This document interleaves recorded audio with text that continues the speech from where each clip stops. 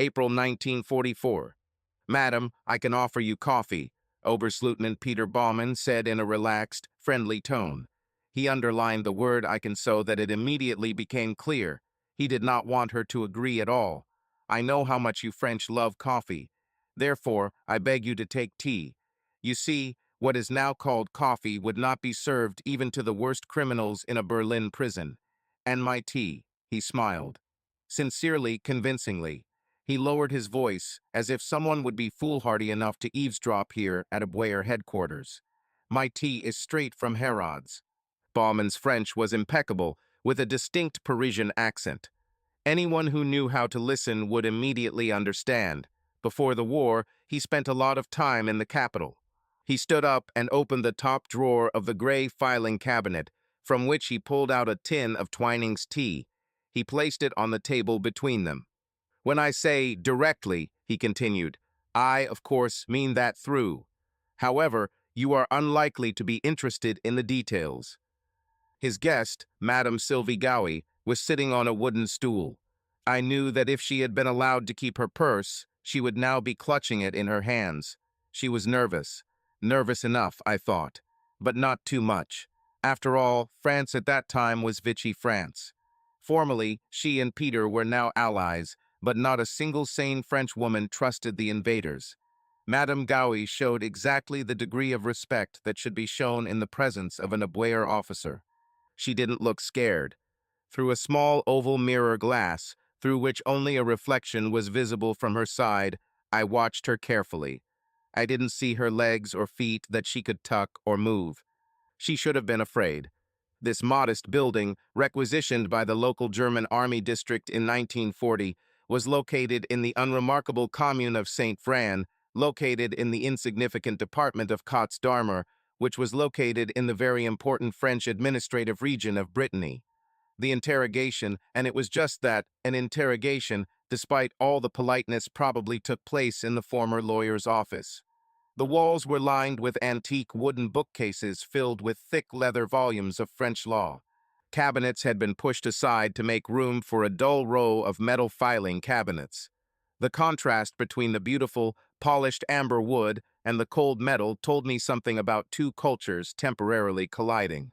Sylvie Gowie was a dressmaker from Dreux, a modest town about 40 kilometers west of Paris and 300 kilometers from where she was now.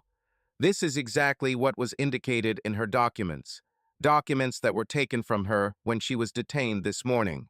Her explanation for why she was so far from home was that she was looking for her brother. Gabriel Gowie lived in Brest, or so he told his family 4 months ago. Now their mother was dying, and Sylvie decided to find him and bring him home. She traveled by train and truck. She rode the last few kilometers on a bicycle, which she admitted borrowing without permission from a cafe in Medric. Guilt for minor, forgivable unauthorized use of non-motorized transport could easily be stretched to plausibly conceal other misdeeds. I thought Madame Gowie was smart because she covered herself with this. Less experienced investigators might have easily believed her story. She was wearing a traveling dress, raincoat, strong boots, headscarf. Oberstleutnant Peter Baumann set about preparing 2 cups of tea, as promised, using a kettle that stood on one of the filing cabinets. He was whistling something, it seemed like Wagner, as he placed the cups on the table. Indifferently, as if this was the order of things in these times, he took from one of the table drawers a large sugar bowl with a lid and a spoon. She had been taught that trying too hard not to give herself away often backfired. Madame didn't blink. Perhaps she blinked. Any Frenchman would be surprised to see so much sugar in these times. She could be understood. Baumann's elaborate tea-making ceremony, so smooth and distracting, fascinated her. He was very good at extracting information from his interlocutors, even if they did not realize that they were communicating anything, or even that they were being asked. While they drank tea, Baumann looked out the large window, which overlooked the sunny end of the day and the empty main street of the small commune. "It's a beautiful day," he said amiably. She nodded. "I'm sorry that you were stopped. This weather is just perfect for cycling." I saw how she noted the phrase, "you were stopped." The cup froze slightly on its way back to the table. I studied your documents. She drank without spilling a drop. I couldn't help but admire her dedication to her role. And I have good news, he continued. Your brother was detained nearby by local authorities. For interrogation only. I'm sure this is some kind of error that we can sort out with your help. She slowly bowed her head, cautiously expressing agreement. Sergeant, the sharp shout alarmed her, but any innocent, sincere Frenchwoman would have reacted the same way. I entered the room. Real check. Her gaze froze on my face for a moment and then slid to the side. She didn't care a simple Frenchman, albeit in the form of Vichy. She didn't care that she knew I wasn't French at all. It was like I was supposed to be hundreds of miles away. It's as if her husband had just materialized. My name is David Voit. Until recently, I was a captain in the United States Army. Perhaps I still am. The circumstances that brought me to where I am today are still largely a mystery to me. I had a gut feeling of Machiavelli's machinations and backroom deals, but the reasons were never officially explained to me. Just how and when. So I'll give an analogy to illustrate. In 1939, the Luftwaffe began dropping iron cylinders filled with explosives on English soil. Most of them exploded as intended, but a certain percentage compromised the reputation of German engineering by failing to explode. Heavy cylinders equipped with stabilizing blades fell to the ground, cone-shaped nose first, at high speed, sometimes burying themselves in the soil to incredible depths. No matter how destructive the explosion is, the consequences can be eliminated. Remove the debris, repair the damage. But when the bomb doesn't explode, all normal life within a radius of 100 meters or more comes to a standstill. Barriers are being erected. Danger, unexploded ordnance signs are posted. If it occurs near a transportation hub, an important government or military installation, or other strategic location, it seriously impedes the war effort. The UK Home Office's response was to send in the Royal Engineers guys who had experience digging shafts to dig up and expose the bomb. I think there was a point where some guy in a gray suit casually suggested to the engineers, "Since you guys are down there anyway, why don't you just, well, let's say, disable the damn thing?" Thus, another item was added to the long list of military operations, where the wrong people, at the wrong time, in the wrong place, with the wrong tools and training, were ordered to carry out the task, and execute it without errors. No, I take back what I said about unsuitable people. It's not fair. I lazily grasped the opportunity for easy alliteration. In fact, these engineers had huge iron nerves. I have no doubt. Having closed more than one pub in the company of some of them, I saw how they whined and cursed in that very literary but obscene manner inherent in the British, and then went to defuse bombs with a cup of tea in one hand. Something like the same, only instead of bombs, there are wooden boats. I was in London 2 months before Dunkirk. I arrived as one of the assistant military attachés at our embassy, which for me meant that I was doing nothing when I could be training for a company. The draft began back home, which meant the army would soon be flooded with farm boys and city upstarts. As a captain, I would have to train a couple hundred of these cocky guys so that they could survive under fire for more than 10 minutes without shooting each other. There were rumors that due to the influx of recruits, I would quickly be promoted to major or maybe even lieutenant colonel, and that I would suddenly have a battalion to lose sleep over. This inspired me a lot. I loved London. I loved the pubs, the old buildings, the endless royal names. And of course, I loved the girls, slim young beauties who had seen Hollywood movies and adored my accent as much as I adored theirs. But still I was eager to return to my usual duties to lead young guys with rifles. It's good that I didn't go by oak leaves. That would be unfortunate. However, what happened was much worse. August 1940. The day was bright, hot, and humid. Rare weather here, I'm told. Sweat ran down my back, but I still felt cold when I entered the room. I instantly snapped to attention. Colonel Lee, my immediate superior, was sitting at his desk. He opened all the windows to catch at least some breath of breeze. He was showing some glossy photographs to the man standing behind him. A short, gray-haired man with purple cheeks and a nose that had clearly been broken a couple of times. This man was in civilian clothes, but from the way the colonel spoke to him, it became clear that he was the one in charge here. Finally, Colonel Lee looked up and greeted me, but did not introduce his guest. Then I realized that this man occupies a high position. "Captain Voit," Lee said, at ease. "Stay." With these words, they both walked past me to the door. Colonel Lee stopped next to me and said quietly, "Follow your conscience, David." And they left. Before I could wonder what the hell was going on and whether the stifling heat was causing me or them to hallucinate, the door opened again and one of Lee's secretaries walked into the room. Only it wasn't her. I was a fully functional man, which meant I had time to pay attention to all the women working in this damn building. This one was not among them.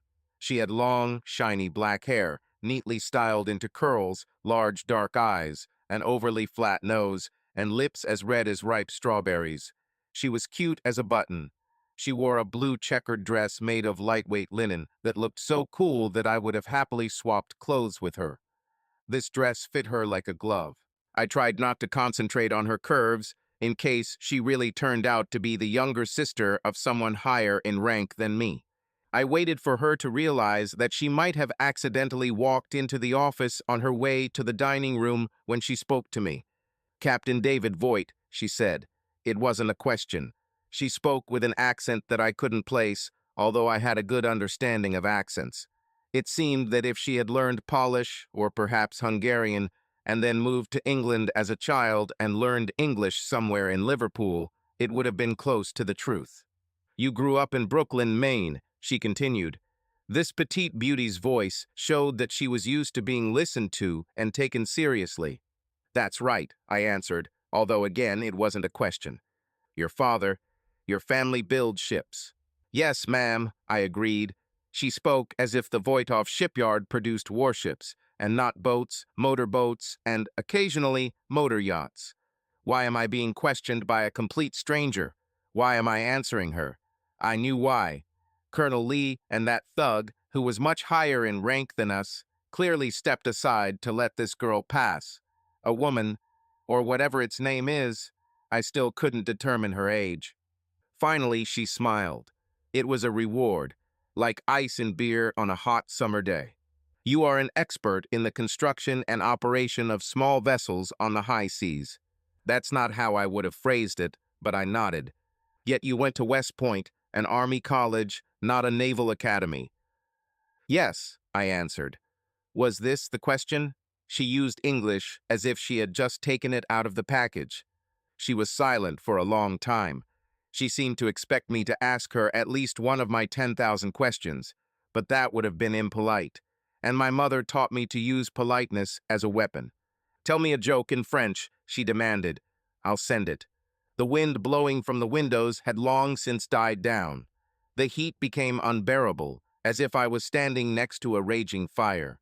This strange meeting turned into an endurance competition, and I wasn't going to lose. Okay, maybe I won't win, not against an opponent in a skirt who, if she was asking for a dirty joke, probably wasn't wearing underwear. I was ready for a draw. I told her that joke about the Scotsman who fell asleep on the way home after drinking. The Scotsman, having had a good evening in the pub, fell asleep on the way home. In the morning, when he woke up, he felt something unusual and, looking down, saw a blue ribbon tied in the most unexpected place. Puzzled, he scratched the back of his head and muttered, "I don't know where you've been, buddy, but I'm glad you came back with a reward." I heard this joke on the school playground when I was too young to understand it. She was still funny in French. My interlocutor did not laugh. I refrained from reminding her what a kilt was and playing out the joke. Then she asked me to explain in German what a kilt is. Perfect German. How do I know? My father is German. He moved from Kiel when he was a teenager. Voigt's grandparents had 7 children and eventually dozens of grandchildren. When I visited their house, everyone spoke only German. If one of the young Voigts wanted to survive without starving to death, he or she asked for sausage, noodles, or cherry pie, just not sausage, pasta, or a piece of grandma's chocolate pie. Mit Milch. I've been to Hamburg several times over the years, and the locals can't tell the difference between my German and the language of a native. French. The other half of my family, on my mother's side, is from Quebec. The Gagnon family is still mostly there, but they travel. Oh, how they travel.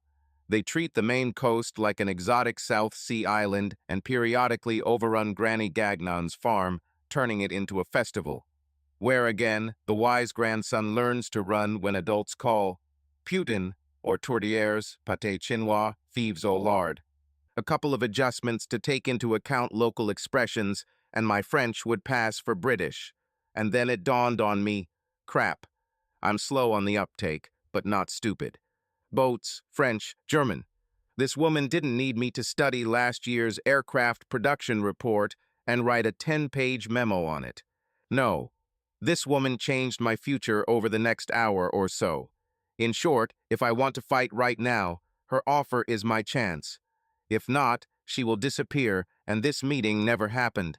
6 hours later, I was sitting at my desk in room 561 of the Cumberland Hotel, typing my resignation letter.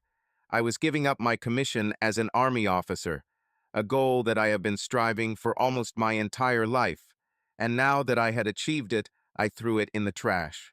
All because of a short conversation with a mysterious woman who promised me dangerous work instead of paperwork.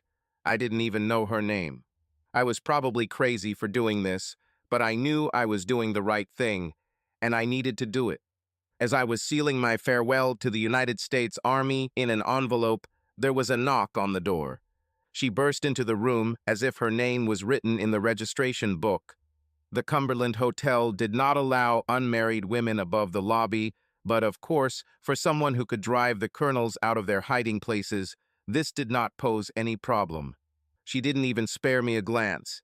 She went straight to the bed, undid the buttons of her dress, and took it off. I was right.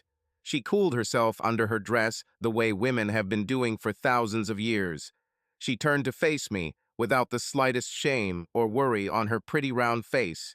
My gaze slid over her breasts, which were cone-shaped. Out of the corner of my eye, I noticed a black strand of hair falling lower, and then I saw the scars. Under her skin, there were jagged lines, pale, pinkish, with a frightening texture. They wrapped around her stomach and touched her wide hips, like a reminder of what she had experienced. The sight of these marks caused an unpleasant chill in the chest. They spoke of pain that was supposed to be fatal. I looked up at her face, realizing that I had been holding my breath. Such injuries leave no chance. No one should have survived something like this. She just stood there quietly, allowing me to look at her as much as I wanted. Here's a longer version with an emphasis on feeling and atmosphere. I don't remember exactly how the distance between us was reduced. It seemed like not a second passed between the moment our eyes met and the moment I hugged her. Her warmth burned even through the thin fabric of her clothes, and her breath, intermittent and slightly trembling, fanned my neck. I pressed myself closer to her, feeling her relax in my arms. Our kiss was greedy and deep, but not rushed. We studied each other as if for the first time. In this touch of the lips, in this subtle movement, there was hidden something more than simple desire. It was acceptance, trust, a feeling of complete openness to each other. I slid my palm along her back, feeling how she arched towards me. Slowly, with slight caution, my hand moved lower, along the line of her body. I felt how her muscles trembled, how her breathing became deeper, slower. Our eyes met again. There was not a drop of doubt in her eyes. Only a soft glow, only resolution, only a silent answer to my silent question. I ran my fingertips over her stomach, lingering on every curve, every little imperfection that made her special. I felt how her breath froze, how her lips trembled. I wanted to show her that I saw the whole of her, not just her body, but her soul, not just her beauty, but everything that made her me. I moved my hand lower, lightly, almost weightlessly, and her body responded to this gesture with a light sigh, almost inaudible, but so expressive. This moment seemed endless. It filled the entire space, stretched out like a warm wave, washing away the boundaries between the present and eternity. But I was in no hurry. I enjoyed every moment, every touch, every movement. I felt her warmth, her closeness, her complete trust. And when I pulled away a little, she looked at me with a slight smile in this look. There was expectation, a desire to hold on to this feeling a little more, another moment. And maybe I wanted the same thing. I gently laid her down on the bed and took off my uniform. She looked at me intently, her gaze lingering, expressing surprise or perhaps alarm. Something came out briefly in a language I didn't know a word filled with emotion. Seeing this usually cool and confident woman so confused was unexpectedly exciting. I took a deep breath, holding back the swarm of feelings that were seething inside. He took her hands, feeling their slight tension, and ran his fingers over her skin. Her lips parted as if she wanted to say something, but changed her mind. Slowly leaning closer, I ran my hands over her shoulders, lingering for a moment. I wanted to stretch out this moment, to make her feel every touch. Everything that happened was not just about the two of us. There was a hidden meaning, consequences that inevitably changed my life. She showed up and everything went downhill. But now, in this moment, nothing from the past mattered. It occurred to me that no man had ever done this to her before. The success of an intelligence operation depends on preparation, information, and training. One summer in Quebec, Simone, my second, or perhaps fourth cousin, provided all this for me. I returned to Maine in the fall with a full understanding of where, how, and when to touch a woman. This woman, whose name I never knew, struggled with me. It took all my wrestling training to keep her small but strong body under control. I held her for a time that would have been 10 times longer than any referee would have had any patience. She gave in, letting out a quiet, piercing sigh, as if a wave had rolled over and covered her entirely. Her body arched, shuddering in response, and then slowly relaxed, giving in to the rushing warmth. I rose into my arms, pulled her closer, touched her cheek with my lips, breathed in her breath, running my palm over her flushed skin. I breathed out, but she just shook her head and squeezed my hands tighter, as if not wanting to let go. The world around me narrowed, thoughts disappeared, only sensations remained swift, exciting, like a seething stream of hot water. It was a moment filled with power and complete loss of control. I took a deep breath, covering her with myself, and allowed this feeling to take over me entirely. I froze, thinking about the external scars, about internal scars. I stood up, but she pulled me back and kissed me until I relaxed. We hugged each other like a pair of old lovers and fell asleep. I woke up feeling like something had changed a lot this morning, and that was it. A beautiful, sleepy woman with disheveled hair lay next to me, her warm gaze sliding over my face. I leaned in to kiss her, but she just threw her head back, letting the moment last. Her movements were unhurried, filled with quiet confidence. She seemed completely immersed in her own sensations, letting her body dictate the rhythm. I just watched, feeling every moment until a sudden surge of warmth overwhelmed me. She was trembling, breathing heavily, as if struggling with surging emotions. And then she simply sank down next to her, closing her eyes, as if drowning in the aftertaste of this quiet intimacy. We lay together in silence for a while, listening to the sounds of the street below. There was a breeze blowing outside, and it felt pleasantly cool on my sweaty skin. "Did I pass?" I asked. She laughed. This was the first time I heard her laugh. "Yes, I needed to see. I needed to feel for myself whether I could trust you. I didn't ask what would have happened if I had failed the exam. You have a lot of questions. I won't be able to answer everything." She took my hand and put it on her scar. "I was arrested in Viskitki, near Warsaw. You've never heard of this place. Nobody heard. 5 of them took me, again and again. When they were done with me, they decided that an easily accessible Polish woman did not deserve to bear the child of a Wehrmacht soldier, so they used the dagger to make sure that whatever they started in me would be finished." My body turned cold from her words. She spoke about it as if it were simply a statement of fact. My hand tried to pull away on its own, but she held it with unexpected strength. "Now I understand why I shouldn't have worried about contraception. We'll probably never meet again, David Voit. But if you ever need my help, ask about Khodorkovskaya. Have you ever been driving down a familiar road in bright daylight, and suddenly a moose jumps out in front of you? You slam on the brakes, turn the steering wheel sharply, fly into a stinking ditch full of logs and thorns, and then the sun suddenly goes out, and there's not a soul around to save you. Neither do I. But what happened to me was something similar. It looked like the English equivalent of a lobster boat. About 25 feet long, with a cabin in the middle, a flat and open stern. A specially suppressed six-cylinder Gardner diesel with 180 horsepower, this thing could explode. She was low, fast, and practically invisible in the night as I steered her towards the French coast. My tasks were quite simple. Pick up a passenger and ask him a question. If he answered correctly, return him to England. If he was wrong, when the sun rose, I was already on the pier, washing the blood off the deck.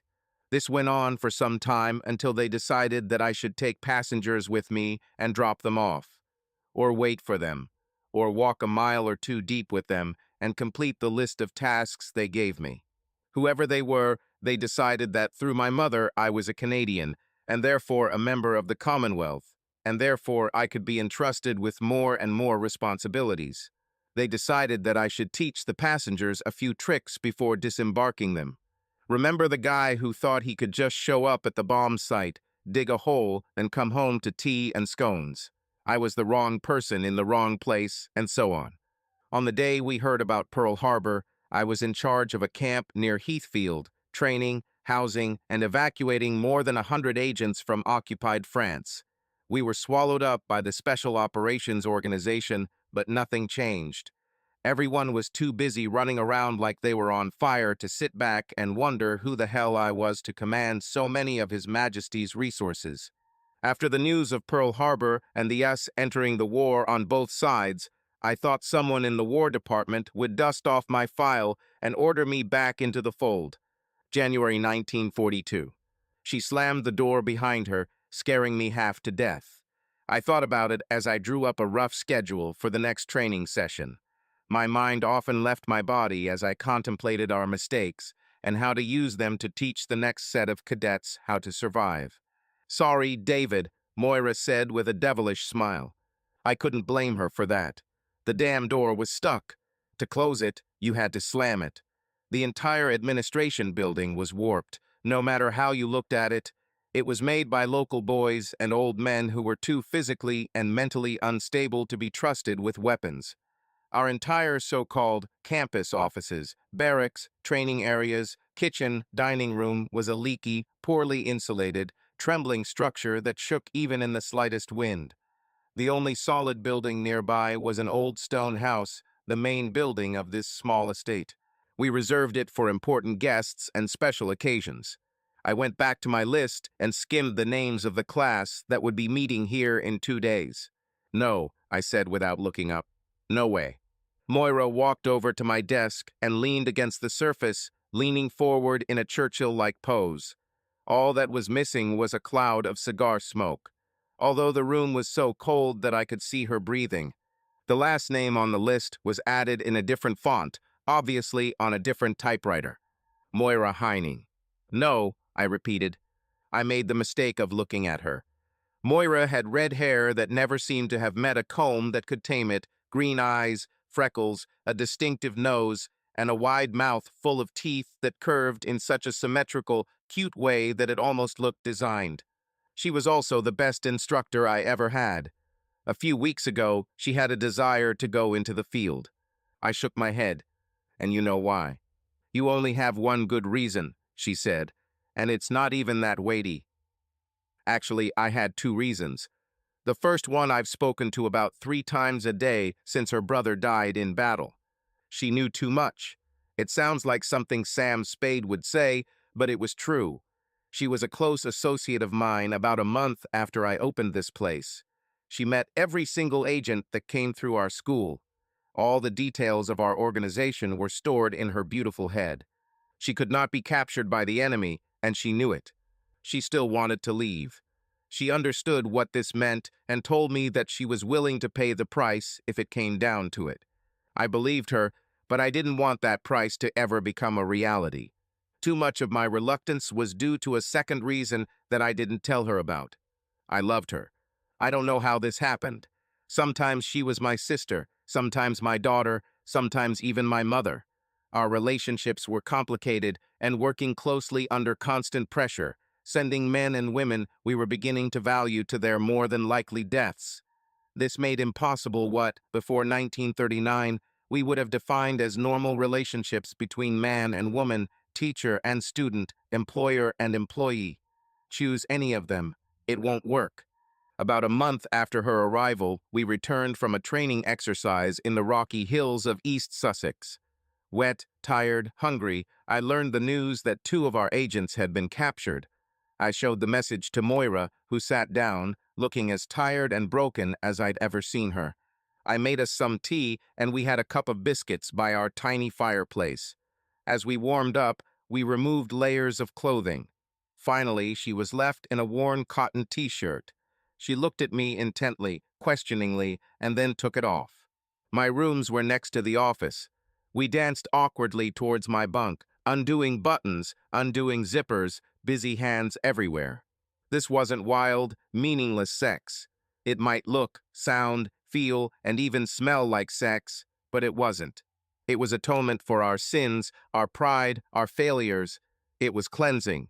It was confession and atonement, a cry into space asking for clarification. Hours later, we lay motionless in each other's arms.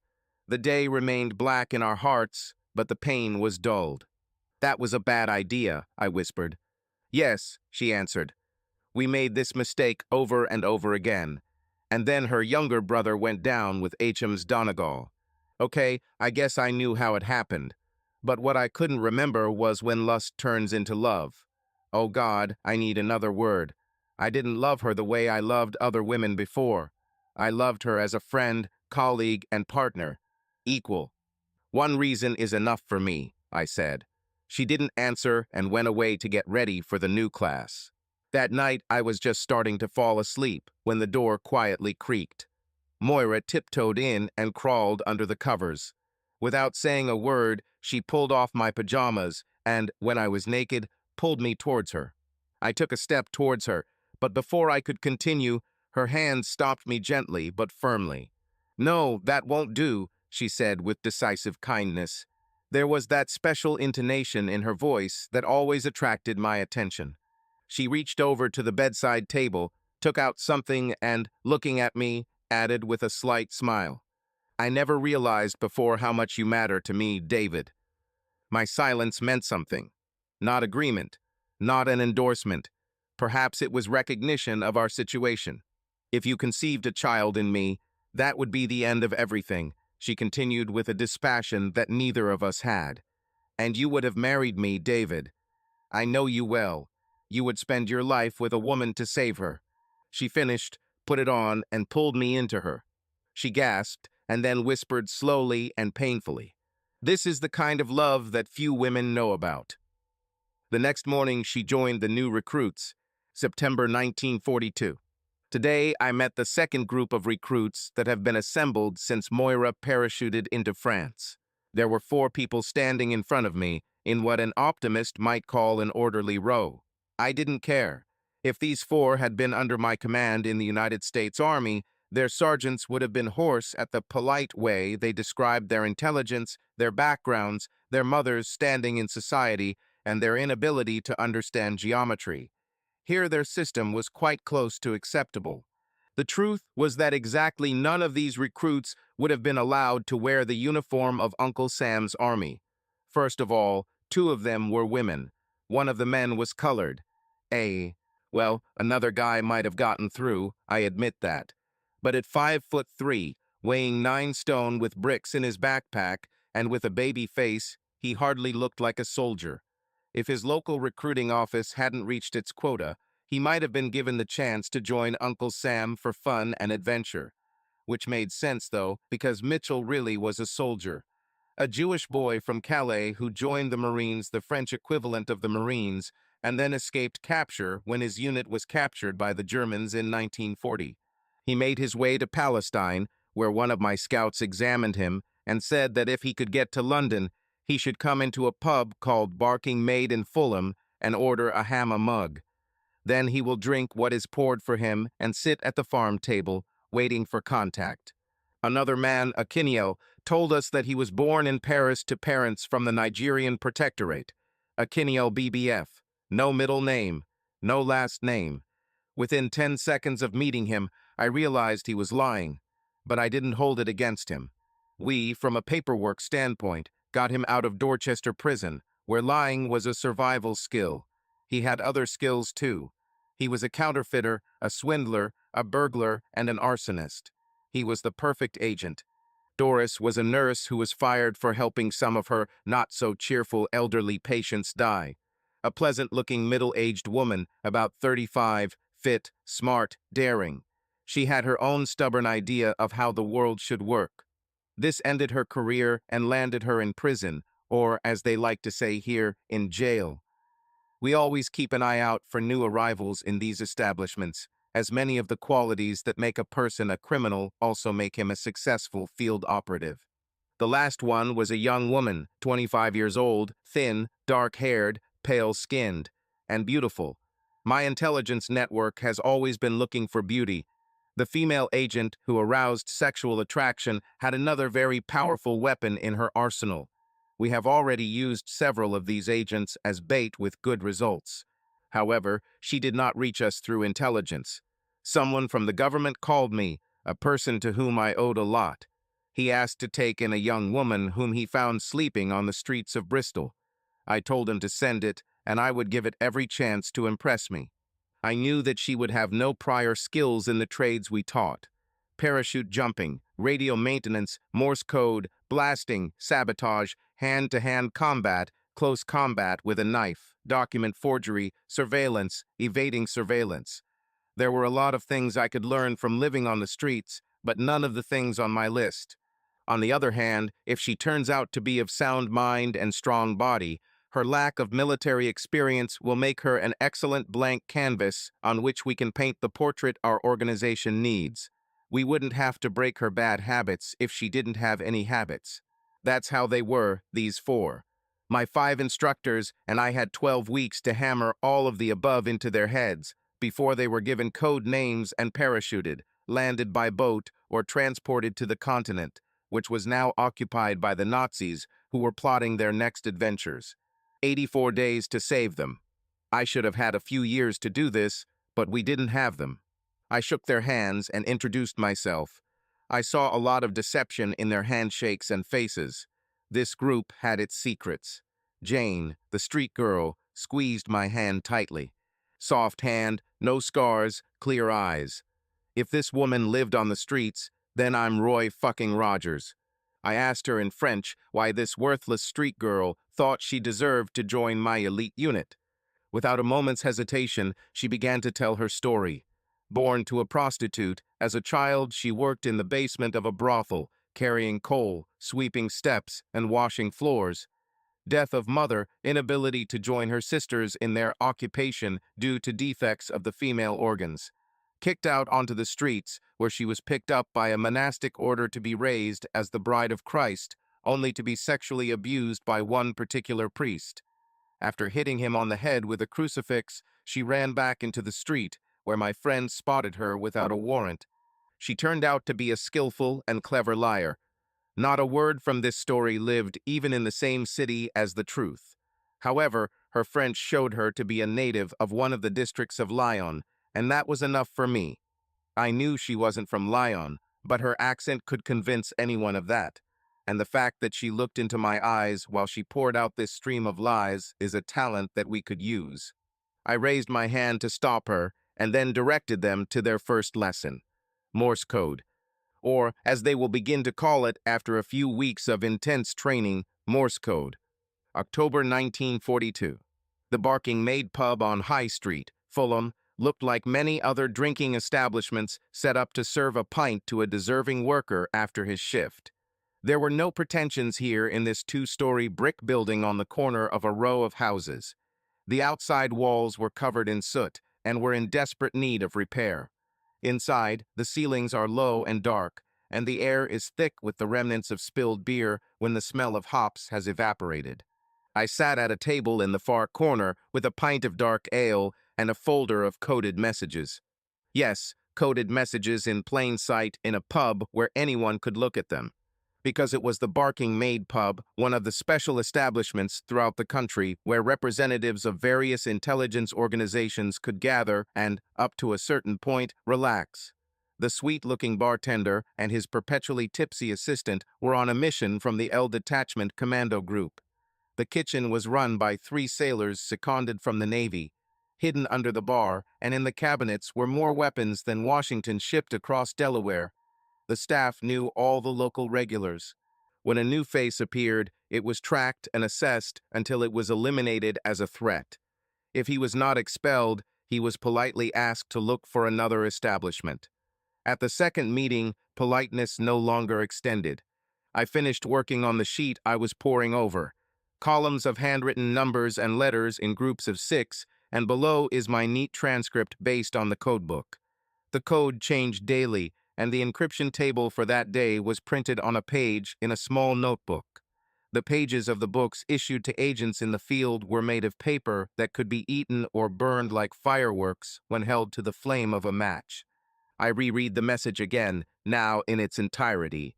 The small network at Keene remained firmly in place and transmitted valuable observations. The Germans failed in their strategy 2 years ago when the RAF kicked their asses, robbing them of the skies over Britain.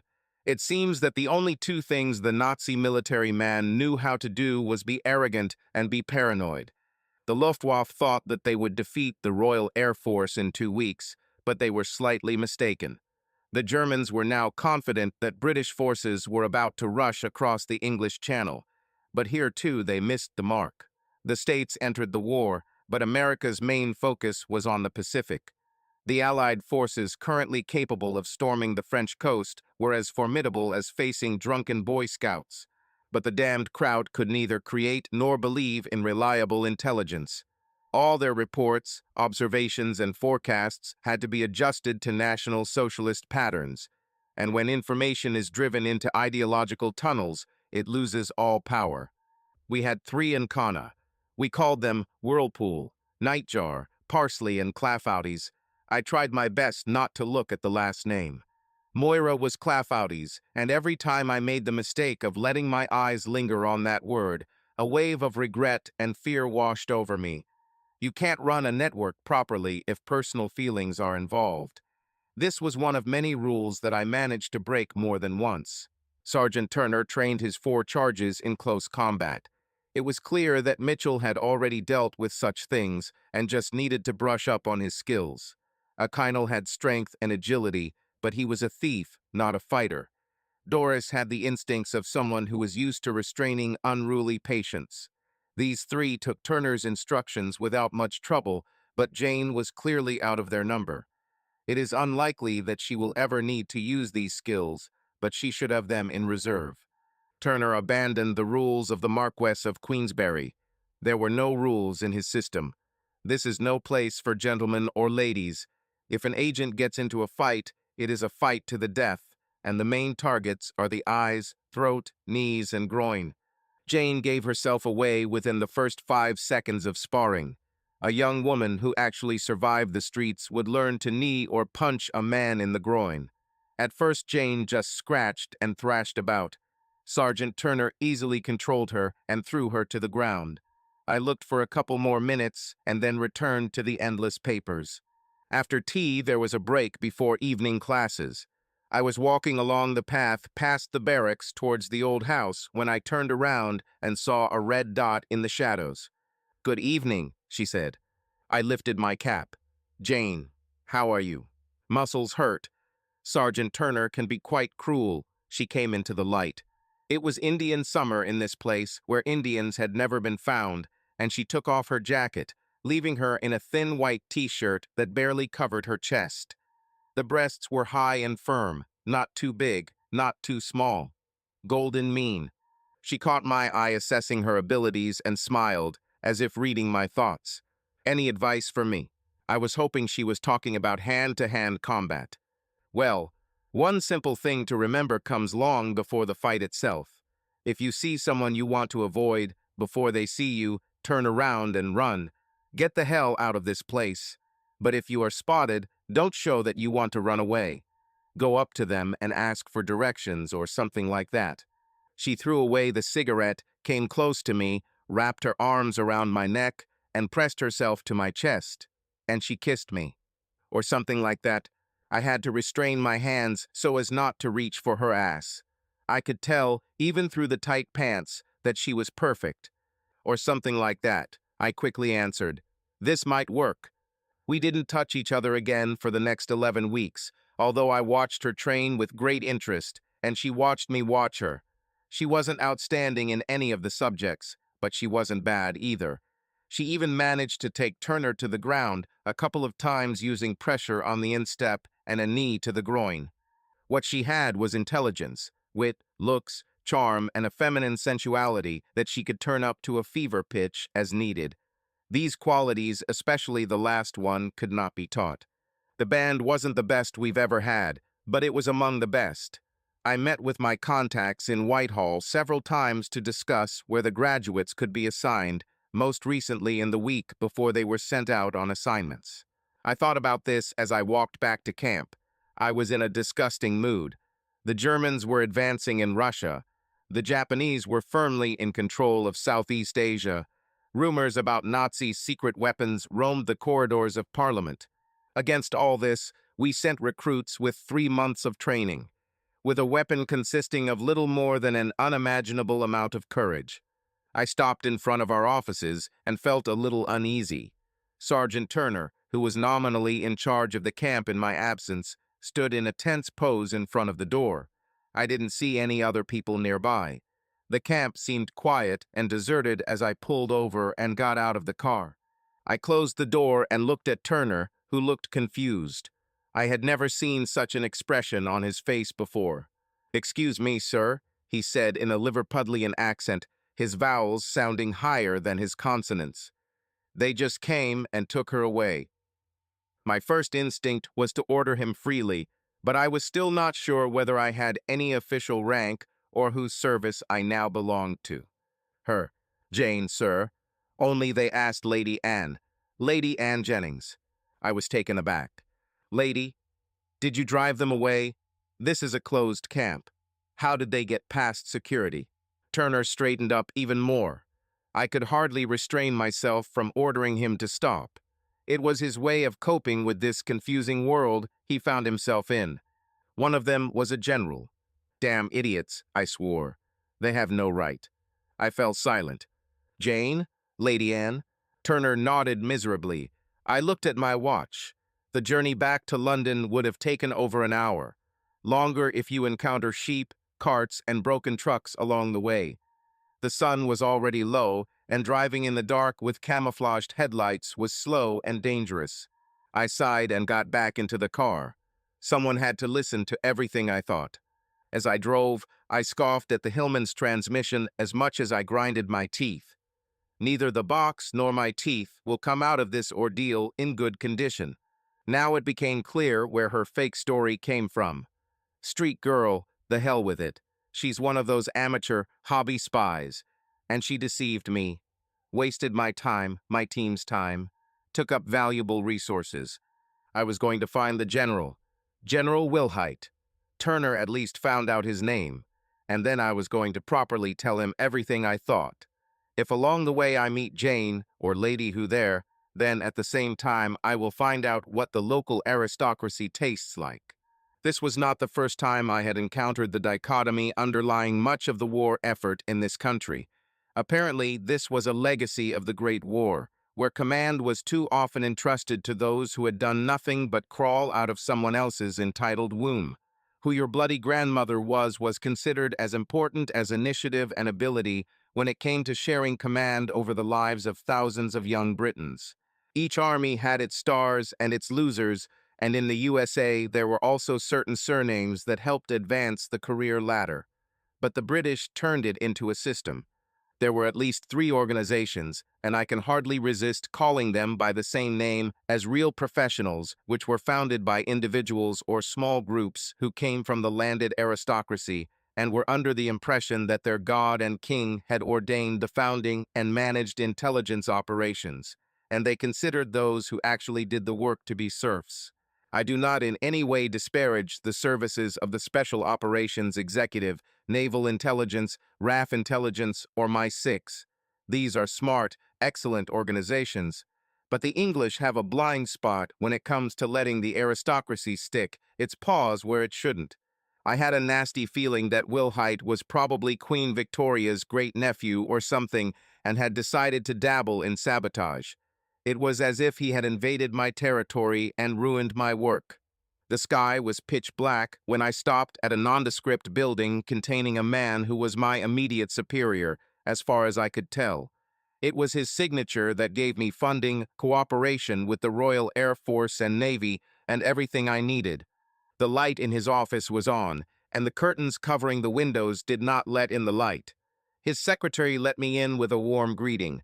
Her good-natured face gave no indication that since 1938 she had gone about her daily duties with a .380 Webley revolver tucked under her skirt, just in case. Boyce sat at his desk, sorting through a stack of printed documents, with an unlit pipe in his mouth, like a baby's pacifier. He didn't even look up. "Why didn't you just shoot him?" I froze. Boyce looked like a gray bureaucrat, a reader of banal reports, a signer of ineffective documents, but he knew everyone and everything. "Because my guards are almost blind, one of them is missing a leg, but they are not stupid enough to shoot the general." Finally, he looked up at me with what I thought could turn into a real smile if I tried hard enough. It could have been some idiot who bought the suit from a West End shop. Mulligan knew him, served under him at Ypres. Boyce nodded. "Next time, shoot with my blessing. Just try to hook, nothing more." "Yes, sir." I always addressed Boyce as sir. It seemed polite, and I had no idea if he had any rank, or whether I had it, so I just stuck with sir. I refrained from saluting him. If I met his wife, I would address her as ma'am. Judging by his stories about family life, I might even salute her. Does he run his own operations, stealing my loot? It was quite possible that the general had actually created his operational network and suddenly needed a handsome young man who spoke French. If so, my safety was seriously at risk.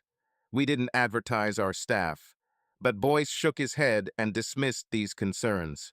"No, he's just a 6 with a shiny cap band." "Then why? Who is she?" Boyce took the pipe out of his mouth, looked at the empty bowl, and began to pick at it with his fingernail. "The intern you listed as Jane Winston is actually Anna Jennings. Lady Anne Jennings, daughter of the late 22nd Duke of Suffolk." "Ah, poor street girl." "I don't care who she is," I said. "We spent 11 weeks preparing it. My sergeant says she was taken by force. I want her back." He pointed at me with the mouthpiece of his pipe. By heaven, this thing was his muse. "You don't read newspapers? Her father died on Tuesday. That's why he's now a former duke. She was taken to the funeral." I shook my head. "Then why didn't she want to go?" "I have no idea," he answered slowly. "The family home of the late Duke of Suffolk was Monseith House, just north of Salisbury. I left London at dawn and arrived 5 hours later. It was a huge stone and brick building, practically devoid of the fancy features and additions that I had seen in other similar places. Monseith looked like the government built it and then abandoned the project. The garden in front of the house was neglected. The road should be re-gravelled and leveled. The lawns were uneven and scorched in places. The surrounding area also needed attention. This emphasized what happens to order in the house when the young and full of strength are taken away by war. An older man opened the door before I could knock. He swayed in place, looking me over, assessing whether I posed a threat to the house and its inhabitants, although what could he do about it? Then he asked what my problem was. "I need to see Jane Winston." His face remained motionless. "Lady Anne Jennings." An expression flashed across his face, after which he slammed the door in my face.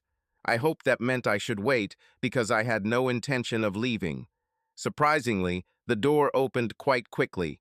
The ancient servant motioned for me to follow him.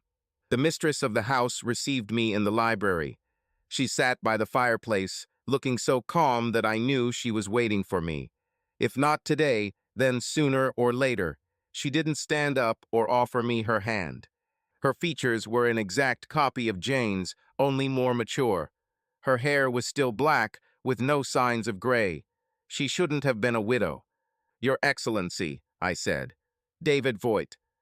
She motioned me to the empty chair opposite her. As soon as I sat down, our attendant brought a tray, teapot and cups. While he poured, we looked at each other in silence. "You came because of Anna." I nodded. She sighed quietly and shook her head. "I'll assume that you are her." "Who? Commander?" She looked at my civilian clothes defiantly. "Something like that." I saw in her body, but never in her impassive face, that she was not accustomed to evasiveness.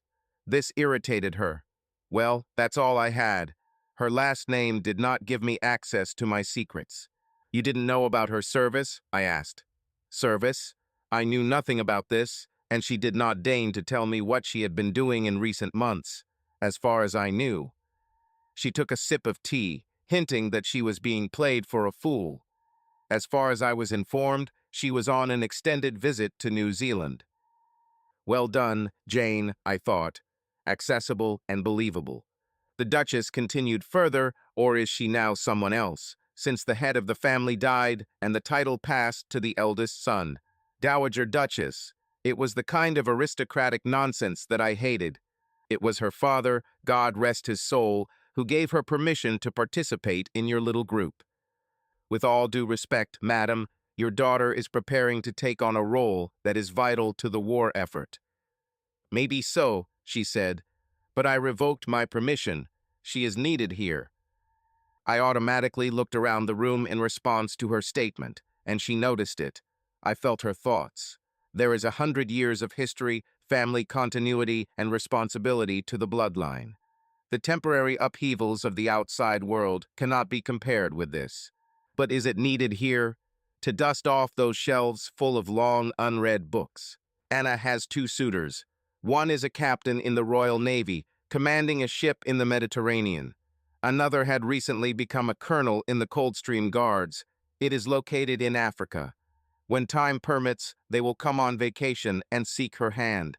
She'll marry one of them by next Christmas. She paused. Both are peers. I nodded. Who else could they be to woo the Duke's daughter? And I would bet a large sum, given the state of Monseith House and its environs, that both suitors came from families that had managed to maintain their wealth. After all, Jane was just another item in an aristocratic store. A prostitute who is bought, not rented. A mare to produce heirs. I knew she knew. Was the desire to be someone, rather than something, what pushed her to join a service with a high mortality rate?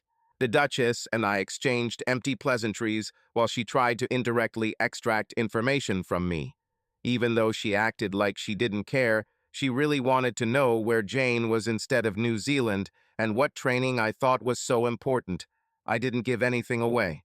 I heard the front door open and a woman's voice exclaimed.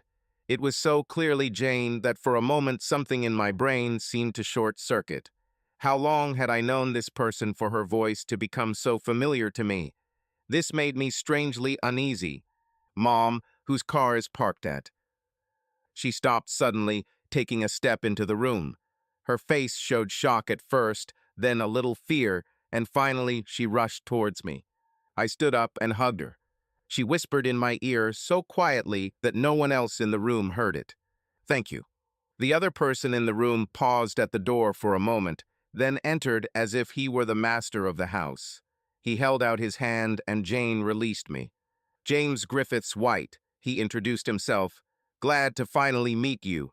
Anne was quite enthusiastic in her comments about you." I shook his hand and gave Jane a look that clearly conveyed my displeasure that she was even discussing me with her friend. "Anyway, old man, if you ever need another willing body, let me know. This all sounds damn exciting. This time I gave her a look of complete disapproval. She looked away and her milky cheeks turned red. James, this eager volunteer, was a plump man with a round face and thinning blonde hair. Looking at him, I thought about the dangers of inbreeding. He gave the impression of a man who never had to sweat. The last volunteer I would choose. Her ladyship's social instinct kicked in, either out of hospitality or because she felt I was 2 sentences away from hitting James over the head. She rose with regal grace and announced that dinner would be served immediately. "We won't change for dinner," she announced. "James, would you do me the honor of choosing a couple of bottles? Anything event-worthy?" He bowed, and they left the library together. "Events?" I asked. Jane's eyes were still fixed on the empty door. "His engagement." I raised an eyebrow. "Not with me, David." This feeling. Dizziness from inappropriate intimacy, that's how I could describe it. She understood what I was asking and responded with a simple gesture. But her tone suggested that she would not be offended if the engagement were still with her. She looked at me, and I realized that she felt the same silent connection that arose between us. "He is 14th in line to the throne, David." I. She's a princess. From the Netherlands. The exiled princess was still superior to the daughter of an English duke. Jane, like Lady Anne Jennings, could not compete with real royalty. In London, I drank beer with a Hungarian who claimed that he was, and indeed was, Prince Szabolcs. It didn't matter that his tiny kingdom was a forgotten piece of land, that his father, the king, was in a German prison. Even the fact that he himself was an ordinary-looking man who barely had enough money to buy beer for himself, let alone treat others, did not matter either. He claimed, and I witnessed it myself, that once an Englishwoman found out that he was of royal blood, her underwear was doomed. "It's a damn aphrodisiac," he said. "These English women. Going to bed with the Royal Johnson is their dream." I put my hand on Jane's shoulder and gently turned her towards me. "After the funeral." She lowered her eyes and shook her head. "I can't go back." "Don't say anything more," I said, offering her my hand to lead her to the dining room.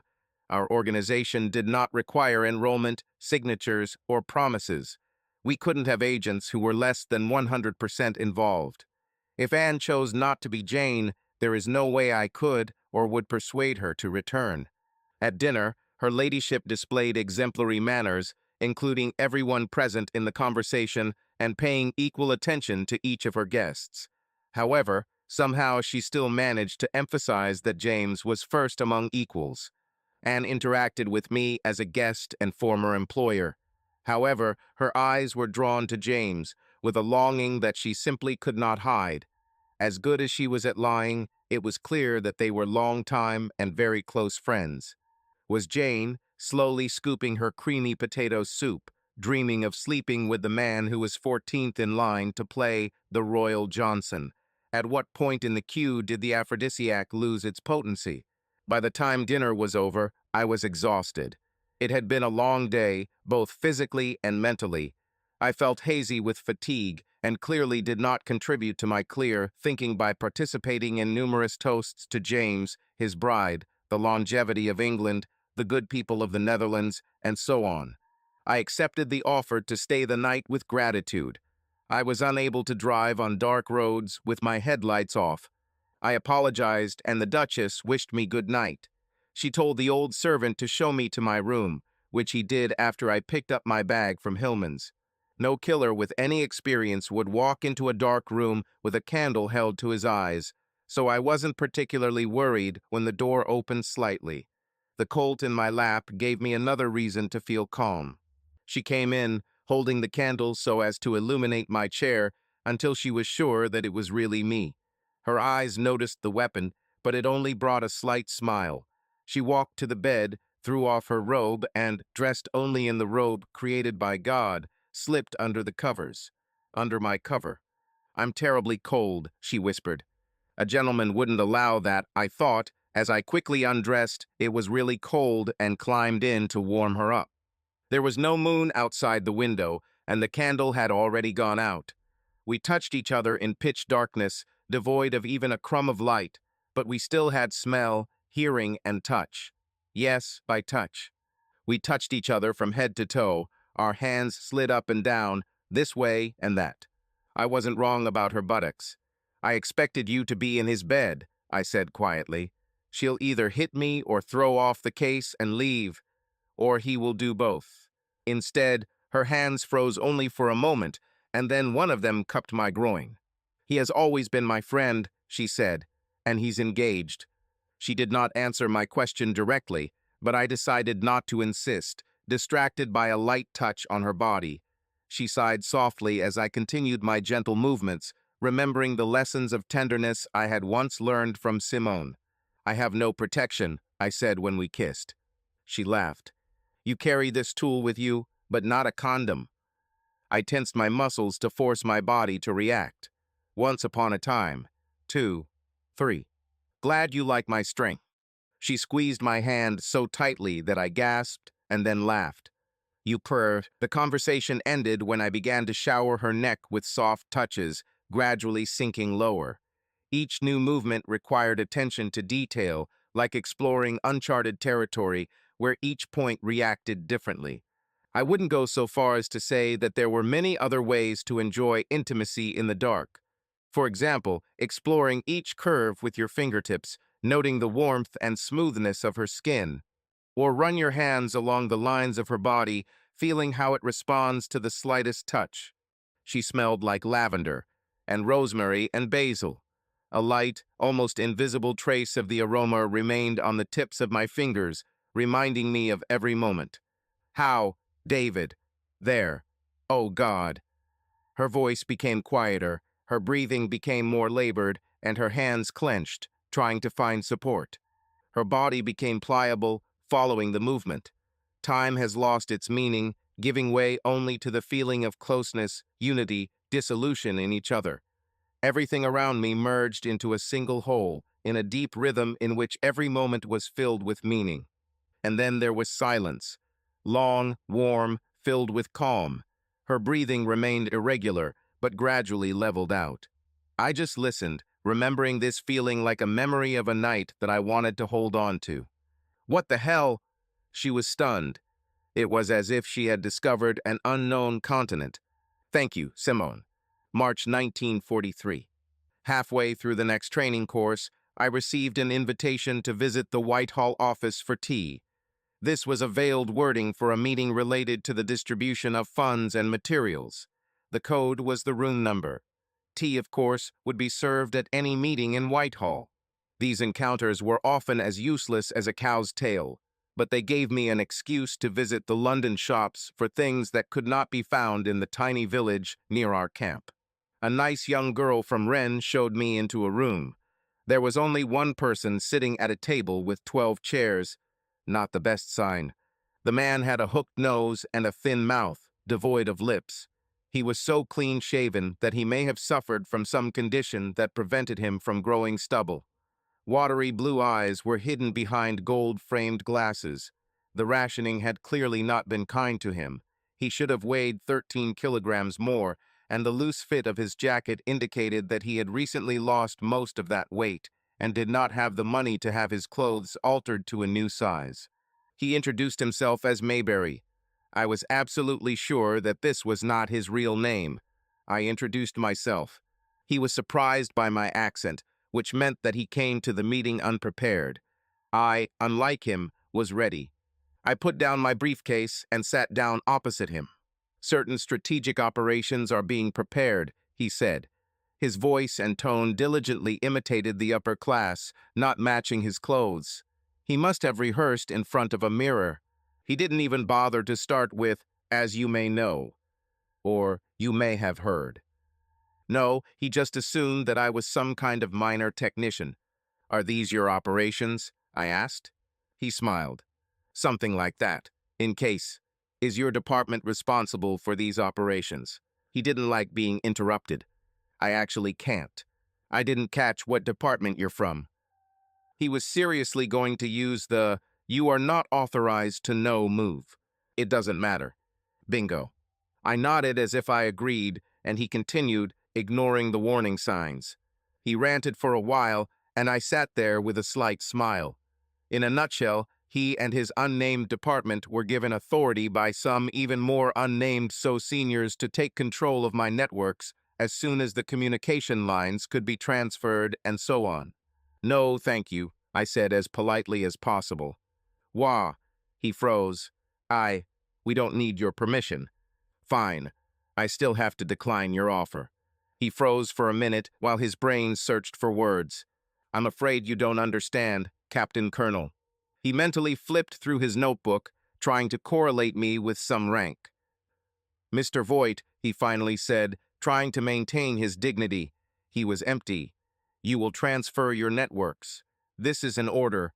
I shook my head. "No." I stood up as if about to leave. He turned pale and at the same time blushed in different parts of his face. The color unevenness was striking. "Are you refusing to obey a direct order?" "It looks like this."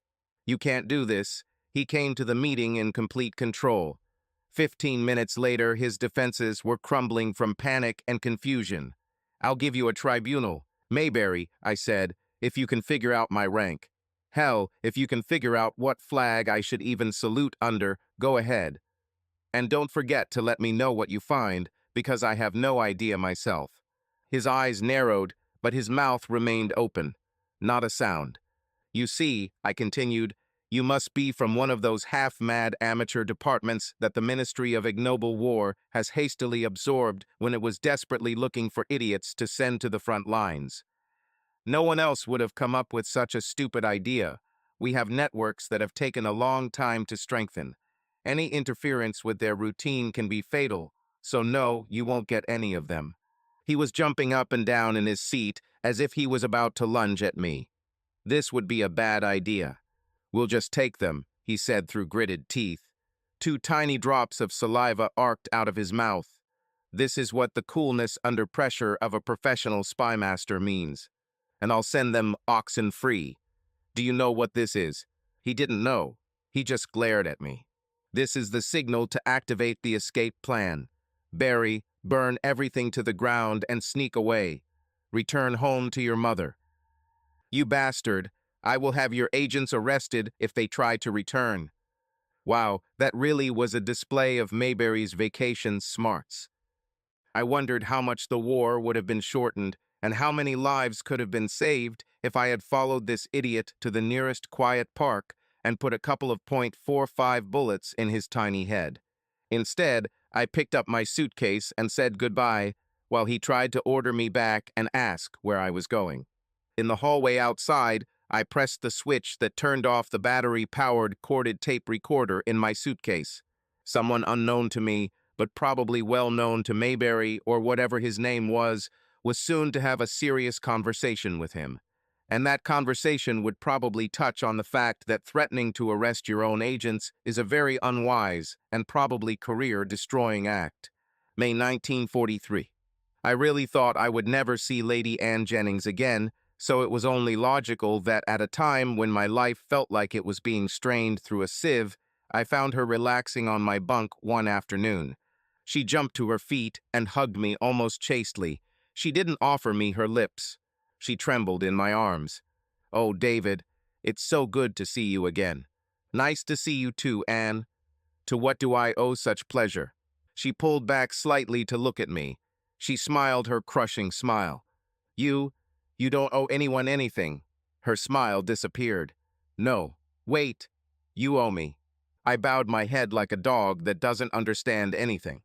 She took her hand out of her pocket.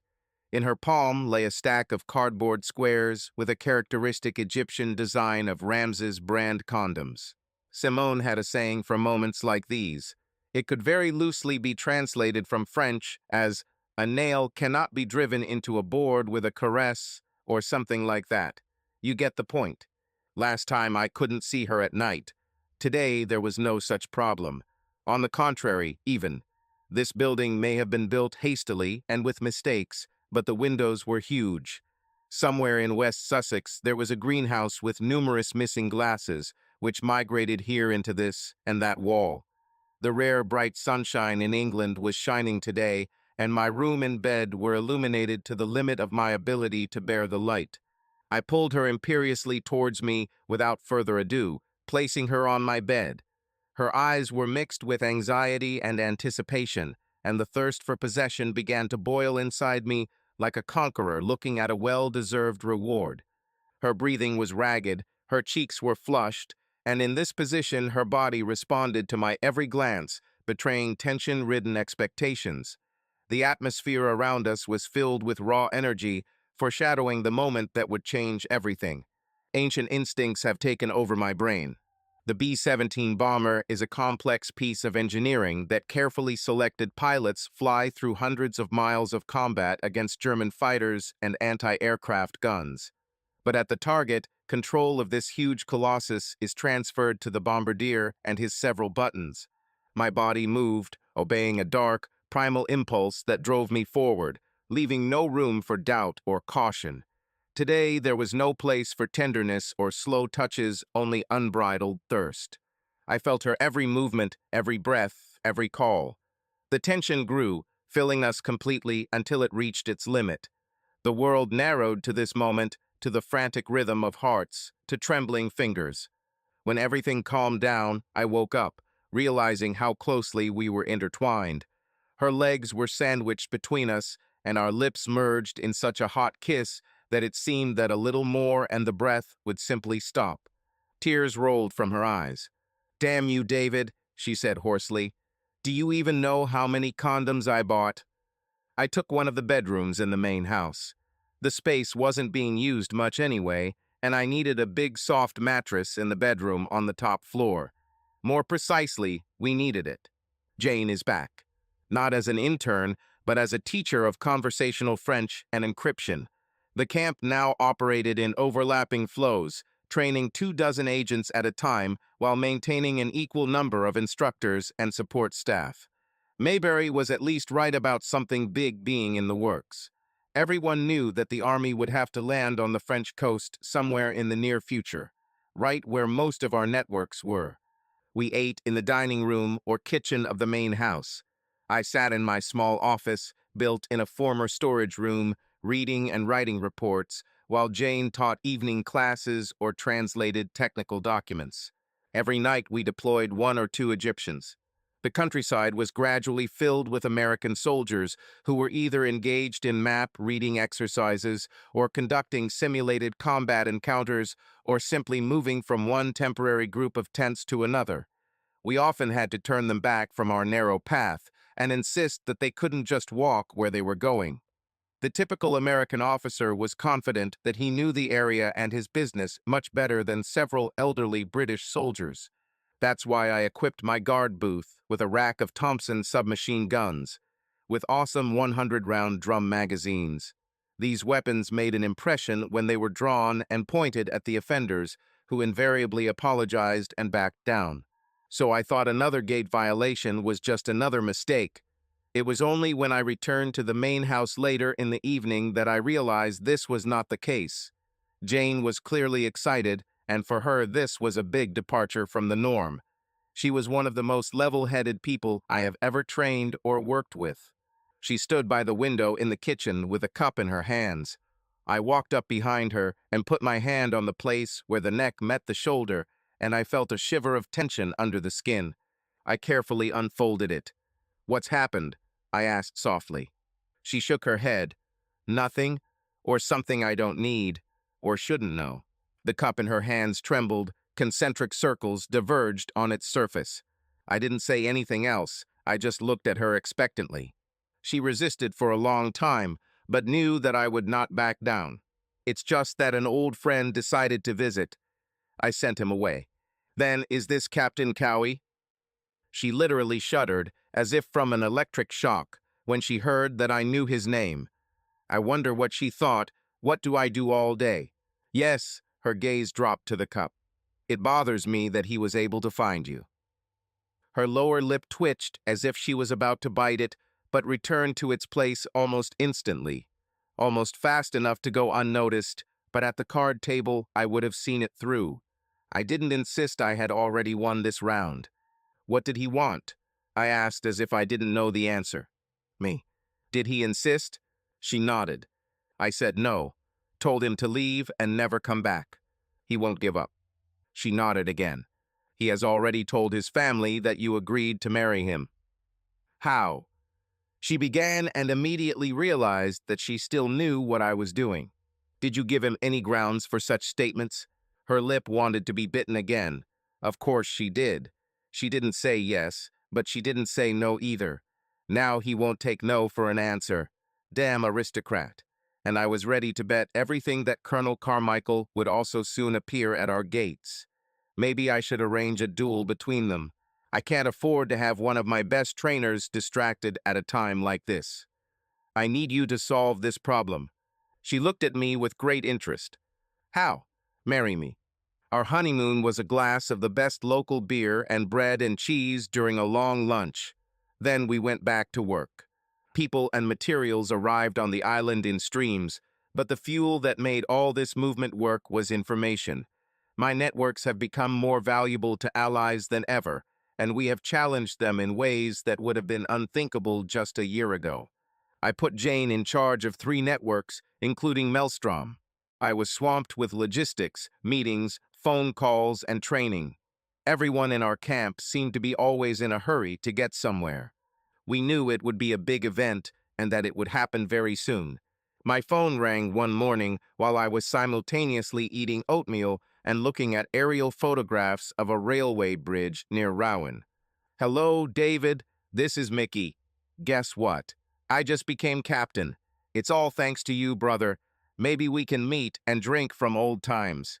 I didn't know any Mickey from my old days, but I played a part in congratulating whoever he was.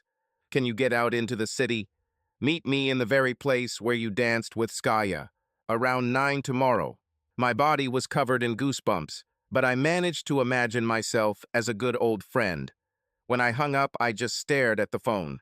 Danced with Skaya could only mean the hotel where I lived for a time, the Cumberland, where the woman I knew as Hatakoska stripped me of my naivety and sank my army career. I grabbed my Colt, a box of cartridges, and ran to the station. July 1943. The man who called himself Mickey actually wore the uniform of a U.S. Army captain. The clothes looked just right, with the right folds and degree of wear. The insignia was brand new, as expected. I knew this game. There were several people in our operation whose job it was to create clothing so that agents could blend into the area without attracting attention. We often met with recent refugees from Europe and bought their old clothes for a decent amount, replacing them with new ones. Our tailors then customized the purchased items to suit the agent's needs. I highly doubted that this Mickey was just a captain. He was clearly from military intelligence, but did not introduce himself as such. We had a couple of beers in the hotel bar and then went for a walk around Hyde Park. In his shelter, a gazebo by the lake, he showed me a letter signed by Eisenhower. I didn't know his signature, so it didn't mean anything to me. But the second letter, signed by Boyce, ordered me to cooperate fully with the bearer. I knew this signature. "Tell me, buddy," I said, pretending to be an old friend. It was simple, really. Mickey and Ike and all the rest of their buddies wanted me to figure out how to make the Germans believe that the Allies were going to land in the Calais area. Maelstrom and the other 2 networks operating in Normandy were supposed to provide the enemy with information that would convince the German High Command that a landing in Normandy was not part of our plans. Simple, except that this request made it clear to me. It was in Normandy that the landing ships were planned to land. This knowledge was the golden nugget of war that had to be protected at all costs. Now I knew, and soon my people would know it. This made us targets. For Nazi counterintelligence, for Allied suspicions of our loyalty. Hot potato is too mild a description of the dangers associated with possessing this information. It's no surprise that the fictional Mickey was invented. Simple, except that my networks were required to slightly reveal their vulnerable sides to the enemy in order to confuse him. To get their attention when we previously did everything we could to avoid it. It was a dangerous game. I felt a sudden fear for my dear Clafouties, but then I imagined what she would say to my fears. It would be heavily accented and obscenely rude. Something like, "Put your crap back in your pants, you stupid moron, and act like a man." Mickey looked at me funny when I smiled widely and told him we'd do whatever it took. March 1944. My team came up with some clever ways to divert the Germans' attention away from Normandy and towards Calais. Mickey visited the camp several times to suggest ideas and check on our progress. His real name turned out to be Colonel Robert Devers. I kept calling him Mickey and didn't salute him. Jane said that her mother, who had initially threatened to disinherit her for marrying me, had gradually come to terms with it.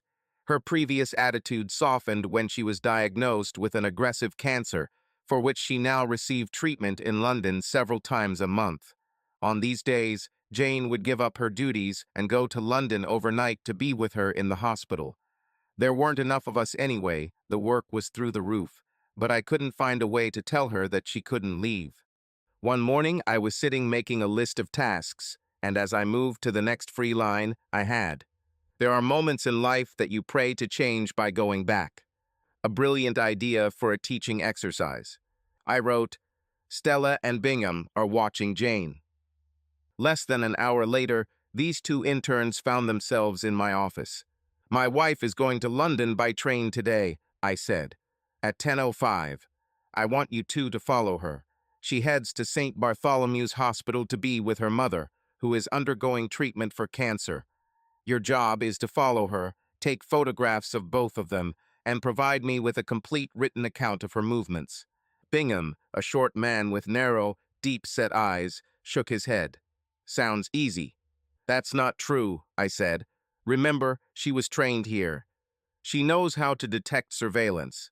Your only advantage is that she won't expect it. Her thoughts may be preoccupied with her mother. They would be mine, Stella said thoughtfully. This is somehow cruel. Come on, honey, Bingham responded. She won't even know we were there.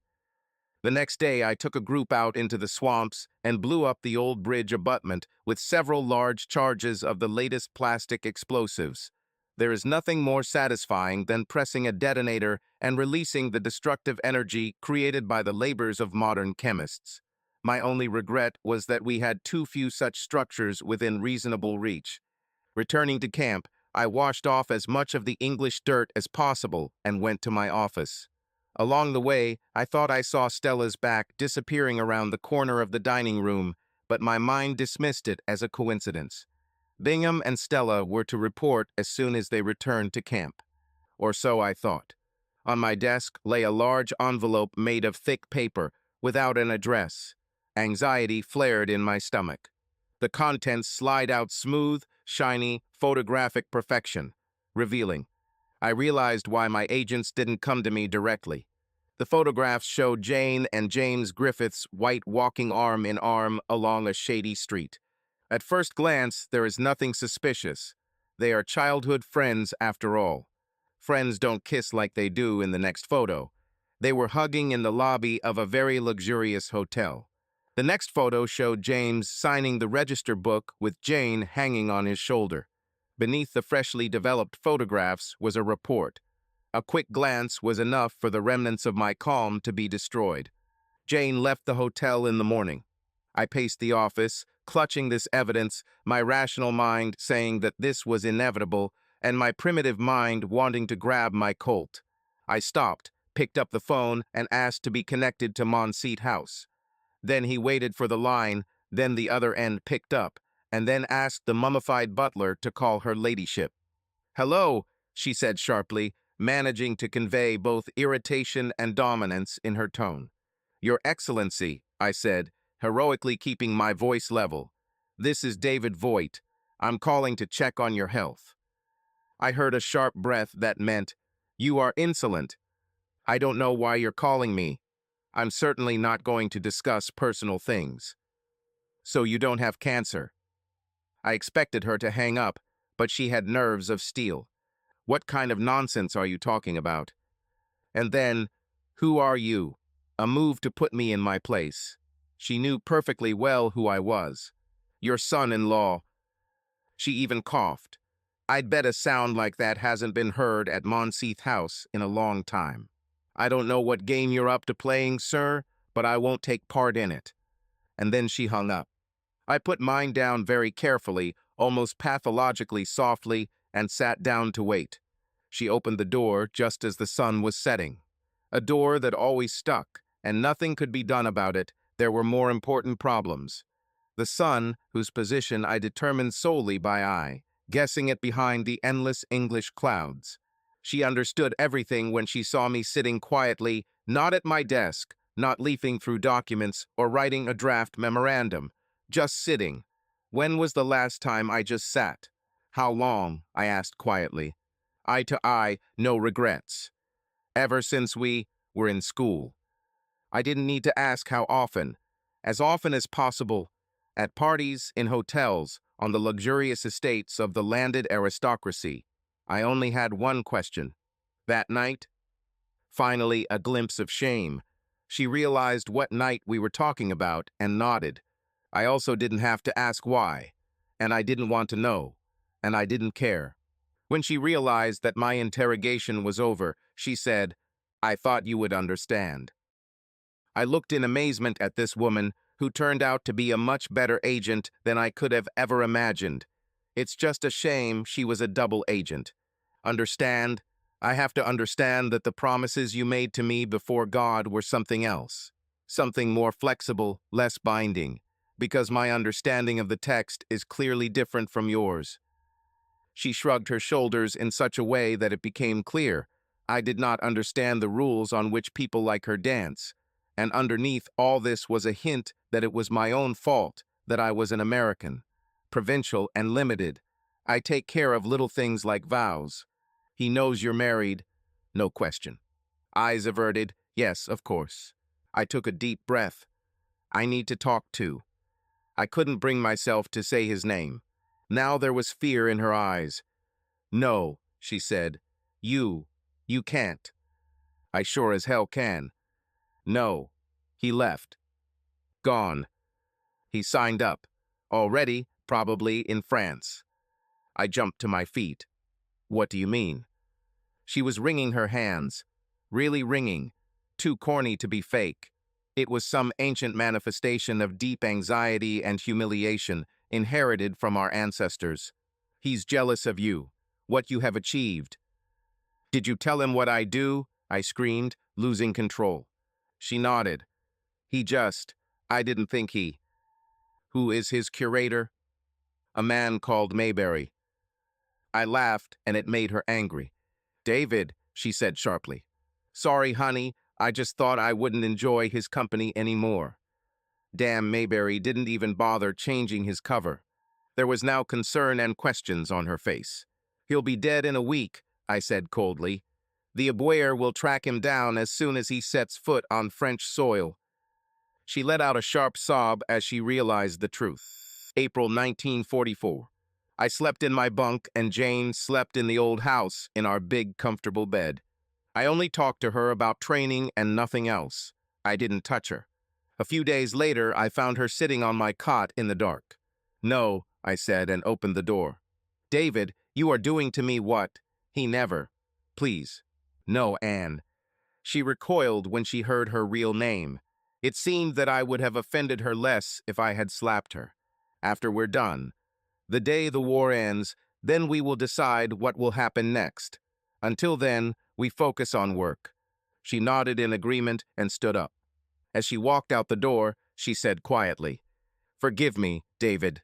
The next morning, the night radio operator sent a messenger for me. We have lost contact with Maelstrom. All that day and the next we tried to get in touch with 3 agents. There was nowhere else to wait for help. There was no one to tell, no one to turn to for support. Silence.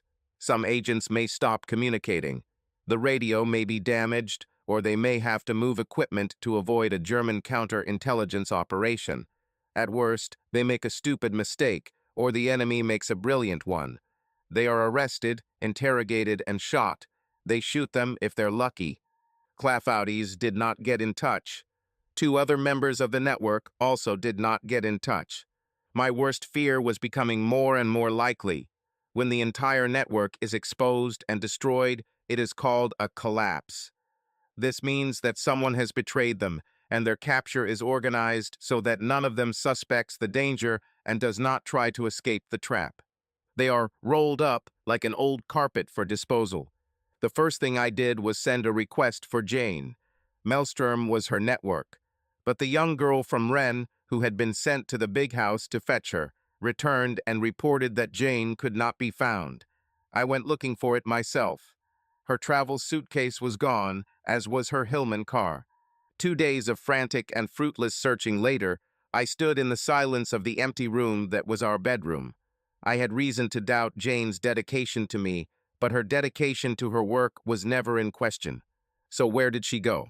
Finally, that same intellectual part of intelligence worked. Crap. I swore and rushed out of the room. I found the Hillman crashed into a gap in a hedge on a narrow path half a mile from a small Air Force base near Wadhurst. I parked my Jeep and searched the interior. Her suitcase lay behind her, full of clothes and shoes. She seemed to have gotten herself a different suit. My ID allowed me to enter the base. I looked into the officers' club and barracks before I noticed the man I was looking for on the grass under the huge wing of the Lysander. He raised his head and waved his hand as I approached. "Hello, Voit. What brought you to my lands?" I pulled out a photograph of Jane taken on our honeymoon. She smiled at the camera while sitting in a dark pub with a mug of beer in front of her. He looked at the photo, then handed it back to me. By all rights and by his training, he should have taken the Enfield revolver from his holster and taken me to the base commander for asking questions that I had no right to ask. "My wife," I said. He muttered something. Curse or prayer, I didn't understand. He rose to his feet and looked at me. "I transported it last night." "Where?" He hesitated. He felt awkward. Too many details. "Drew, easy disembarkation." "Simple," he said. "Every time he flies over France with an agent out of uniform or commandos with explosives and guns, it's like a death sentence. He puts his head on the guillotine almost every night and calls it simple." It was strange. She wanted me to drop her off somewhere near Wren's. But they don't do that, you understand. She quickly stopped trying to persuade me, but still, he shook his head. "So you dropped her off at Drew?" He nodded. "Regular equipment. As far as I could tell, a terrible old suitcase and a radio, raincoat and shoes." I thought for a minute. "Did you get enough sleep?" He looked at me with understanding. "Tonight?" He was clearly unhappy with this. I put Jane's photo back in my wallet. "Tonight." Bauman didn't even blink when a truce army sergeant approached him on the street. He could have been a poker champion if there had been a tradition of this game in the Third Reich. I knew that he recognized me immediately. His awareness of everything and his seeming indifference to it were the tools necessary to survive in the paranoid prison state that his Germany had become. He had many reasons for paranoia as he engaged in constant and deliberate treason against his homeland. I greeted him as a good, but not very loyal Vichy subject would. He returned the greeting with a coldness that suited our roles and then motioned for us to follow him to the Aboyer building. We entered a small office and he pointed me to a chair. I handed him the photo. He glanced at her and nodded his head. "She's there." "Very good," he said with real admiration in his voice. "If she had stayed in Drew, she claims that she came for her brother. She asked too many questions to too many people. I didn't ask my questions. We have him too. He turned out to be not so good. Again, I didn't ask a single question. He gave them away without much resistance. One of the men, the younger one, was shot while trying to escape. Another jumped from the roof. He noticed that I was so reserved that the pulse only betrayed me in my neck. He smiled, perhaps wanting to torment me. The woman, red-haired, was captured alive. I closed my eyes. I no longer cared what he thought of me. She remained in her role until the very end. Hold on. So, we got nothing from your entire network, and the rest of them are completely useless. It took me less than a minute to figure it out. Why are you sending such people? I shook my head. My voice was somewhere far away. As for this woman, he tapped the photograph. I can say that she knows a lot. Our eyes met. Finally, he said, "If I give you what you want, you will give me what I want." I nodded and waited for what he would say. When the time comes, you will use your network to help me." I nodded again. I had no choice. If he applied the full horror of the Abwehr's methods to Jane, she would give them away too much. In this game, which was not poker, he had all the cards. I could never decide for myself whether I considered Baumann a villain or not. He loved Germany, but that Germany which had existed only in brief bursts over the last 50 years. He hated Hitler and his machine. He especially hated him for trying to forcefully replace loyalty to Germany with loyalty to the Führer. Obersturmbannführer Peter Baumann knew that his world would become hell on earth if the Germans lost, and if they win, it will be even worse. For 2 years now he had not been on their side, and not on ours. He was on Baumann's side, and now I had to help him get out, if necessary. When the time comes, I excused myself and went out the back door into the overgrown garden where I was invisible. I looked up to the sky. Bright green spots peeked through the red clouds. My eyes filled with tears. The lips moved soundlessly. "Sorry, Moira. I'm so sorry." After I revealed myself to Jane, Baumann drove us in a staff car into the forest. In the fading dusk, he stopped at a farmhouse surrounded by trees, but with open fields beyond. He directed us to a large front room. Jane screamed. A man was tied to one of the ancient wooden posts supporting the ceiling beams. Blindfolded, gagged, and covered in blood, but still clearly James Griffith's white. 14th in line to the English throne and still alive and therefore still eligible. She tried to run up to her lover, but Baumann intercepted her and threw her onto a wooden chair. "Your brother?" he asked in such a tone that it was clear that he did not believe her story. She nodded, breathing heavily, her eyes wide and looking at the bound figure. He lost a lot of blood, but was still breathing. Somewhere in another room of the empty house, a clock was ticking. Baumann looked at his watch, then at the window. There was no moon that night. "Madam Gix, I have a problem. There are saboteurs in Côte d'Armor, and I'm sure you know who they are. Here's my proposal. If you tell them their names, I will let you and your brother go. If you can't, I'll shoot your brother and report to my superiors that the problem has been resolved." Jane cried quietly. She didn't move, but tears flowed down her cheeks. A Walther P-38 pistol appeared in Baumann's hand. He pointed it at Jane's head and looked at Jane. "Madam," she sobbed. James moaned into his gag. Baumann pulled the trigger, raising the barrel slightly. "Miss." The shot deafened the room, as if we were inside a bell that had been struck with a sledgehammer. Jane screamed. I saw her mouth open wide, but all I heard was a dull, continuous ringing in my overworked eardrums. "Madam." Baumann took aim again, this time for sure. Jane broke down. He. She pointed a trembling finger at me. "He's American." Walther's barrel turned towards my chest. Jane's face showed guilt and then hope. She lowered her eyes. She couldn't meet my gaze. "I thought you were Canadian," Baumann said. Confusion now appeared on Jane's face. "On my mother's side," I answered. Baumann laughed and holstered his weapon. Jane almost collapsed with relief, realizing that the danger had passed. "Oh, David," she exclaimed, "can we go home?" But then her gaze slid to the prisoner.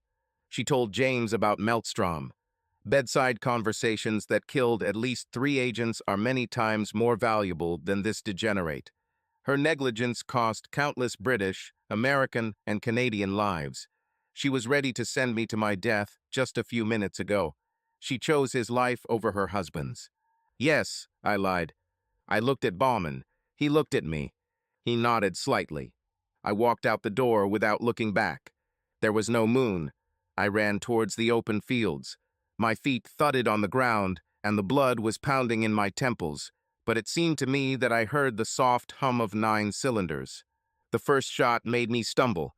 My face slid painfully on the hard ground, and I lay there, mourning something in my soul, for 3 heartbeats. Another shot. I got up and ran on. The Lysander was just stopping. The pilot took out many agents. Some of them were probably crying. February 12, 1996. London. I looked past my wife at the London sunset. 12 floors below, The street lights are just coming on. The darkness deepens, and the winter day recedes. It was bitterly windy here, but we slept through most of that time trying to catch up from the trip. Brooklyn, Maine is a 5-hour drive from Boston. Boston to London, 7 hours flight time and 5 hours body clock. After such a journey, I feel every year I live. Strange. I am old, but the woman standing by the window seems as young as ever. She says my eyesight is deteriorating at the same rate as her body, and that's why I always see the same, unchanging woman. I agree with her so as not to argue, but she is wrong. I have good glasses. I see her for who she is, and what I see I still deeply love and crave. Her legs, slender under a short nightgown, her round buttocks through the thin fabric. I get up from the sofa, go up to her and hug her to caress her wonderful breasts. She sighs, throws her head back, presses her cheek to mine. "Do you remember?" I whisper. She nods. I have a secret. In a life full of deadly secrets, this one is harmless. I kiss her neck, then slide my hands under her nightgown and gently touch her thighs. I pull her panties down until they fall to her ankles and she steps out of them. I move my hand between her legs. She moans. I slowly reach over to the nightstand, taking the small bottle with a dispenser that I had prepared in advance. I press gently and a few drops of warm, silky liquid flow into my palm. I rub them between my fingers, feeling the product quickly warm up from the warmth of my skin. Then I change my position slightly, placing my foot next to hers, barely touching hers. She responds to this gesture, allowing me to continue. The movements are unhurried. Measured, I carefully distribute the product, feeling how her breathing changes. "Did you sleep well?" A quiet, slightly strangled voice is heard. There is a hint of a smile, a slight playfulness in her tone. She shifts subtly, as if telling me where to move next. But I know this technique, I know her habits, and I continue as planned, enjoying every moment. With my only non-slip finger, I somehow pulled down my pajama pants. Her hand reached back. My secret is revealed. But at least age has its advantages. You know a bunch of doctors who participate in clinical trials. "You took this pill," she said. I didn't answer. It was a rhetorical question. I bent my knees and took aim. I slowly started having sex with her. She was breathing heavily, out of breath, exhaling onto the cold glass of the window. The fog on the glass gradually hid the reflections of the two elderly people, blurring the traces of time. Now we saw only the faces of the young. May 22nd, 1945. London. I was. How old? 27, 28. I couldn't count at that moment. I was an army cadet. I was an army officer. I was a boat builder, a carpenter, a sailor, a wild blueberry picker, a potato sorter. I shot people and threw their bodies into the English Channel. I was a spy, intelligence officer, saboteur, head of the intelligence service. And yet I never learned to drink strong alcohol. Beer and wine only please. Any form of ethanol stronger than these burned me inside. And yet here I am, in the dark back booth of the Royal Stag, with a bottle of something called White Horse in front of me and a glass next to me. Cup. To hell with it, I drank straight from the bottle. It looked like cheap whiskey, but it worked just like expensive whiskey. It tasted like the smell of varnish with a hint of old apple. Not that I have any taste left. The day after V-Day, I got into a Hillman, drove to London, and parked it illegally. I left the keys inside. I checked into a room at the Langham, crossed the street, and headed to this pub to methodically sample every bottle of gin, vodka, whiskey, and rum they had in stock. I stopped at White Horse and began my plan to drink myself into oblivion and stay that way until when, I didn't know. Maybe until the crowds in the streets and parks stopped celebrating. Every damn scream and song was like nails on a chalkboard. Maybe until I forget my name, and then my recent past, and then my whole damn life. I'm like this Hillman, wherever he is now. I'm parked without a care in the world, keys left, waiting for someone to take the wheel. The problem was, and I didn't know this because I hadn't been drinking much until 2 weeks ago, that when you're drunk you remember more, not less. and loss of consciousness simply postpones another round of memories. Every day I thought about buying a book to take my mind off my thoughts until I was unable to walk. Every day I paid one of the bartenders to help me get back to the hotel when the pub closed, and never made it to the bookshop. The pub was full of newspapers, but I didn't read the news. I was looking at the portrait of the dyspeptic Henry VIII when a figure appeared before me. I waved it off as there were still a few fingers of drink left in my bottle, but the figure did not leave. She sat down opposite me on the bench. "Hello, David," Boyce said. He waved to the bartender, who brought him an empty glass. Boyce poured from my bottle and took a sip. "Interesting. I don't remember the last time I tried this." I turned away. Boyce reminded me of camp, and camp reminded me of. I looked away. I reached for the bottle, but Boyce held it tightly and wouldn't let go. "Let's take a walk," he suggested. I wanted to shake my head. That was the last thing I wanted. But Boyce, who still looked like a sloppy lawyer, always got what he wanted. We walked along the street towards the park. He was walking. I rather leaned on him while he did it. Fortunately, the enthusiasm of victory was short-lived. The park was quiet. Probably everyone was now worried about the war with Japan. Boyce spoke the whole time. About the weather, about the great football match between England and France that he attended in 1933, about the new Zippo lighter he bought, about his wife's obsession with tea roses, about fertilizers for those roses, about. I realized that I was sober or close to it. I stopped. "What do you want?" He turned to me. "What should I expect?" "I'm still breathing," I shrugged. He couldn't have known about the times in the past 2 weeks when I'd looked at my Colt with a strange feeling, almost like longing, wondering if the emotionless emptiness of the unknown wouldn't be better than these memories coming back again and again, like a Dorsey record on the gramophone. We watched as a duck led 5 newly fledged ducklings to the water. "Do you want a seat?" He was alluding to a not-so-secret rumor in the intelligence community that he was being transferred to a senior position at my 6. "No, thank you. I would like to never kill people again if possible." He nodded the way my father used to nod, with patience. "The offer will remain in force. Come if you change your mind." He took a small white envelope from his pocket and handed it to me. "This is for you. Has gone through channels that say it is genuine." On the outside was written, in an elegant feminine hand, "David. May 23rd, 1945. London." The address was in Bromley, a flat above a tobacco shop. I got up and knocked on the door. My heart was beating like a hammer. I felt weak. She opened the door and smiled with a mixture of joy and anxiety. "Hello, David," she said. Then her eyes fell on the card I was clutching. "Sorry. I suspected that this would be the only sure way to bring you here." The address was written inside the card. Below is one word: Claffots. It was an infinitely thin thread of hope. But now she is gone. I knew this couldn't happen. I stood devastated, squeezed to the last drop. "Lord, let this be the last time. Last time, please." Her face darkened. She didn't apologize. Kotakowska took me by the elbow and led me inside. I collapsed on the sofa. She pulled up a chair and sat down next to him, leaning forward. We sat and breathed for a while. My breathing gradually calmed down. "My name is Elżbieta." I nodded automatically. "I needed to see you. I needed you to see." As if on cue, a boy entered the room. He was dragging a toy truck behind him on a long rope. He looked at me, his young face was innocent and curious, and then quickly spoke in Polish to Elżbieta. He had her lips, but his eyes, nose, ears, even the shape of his head.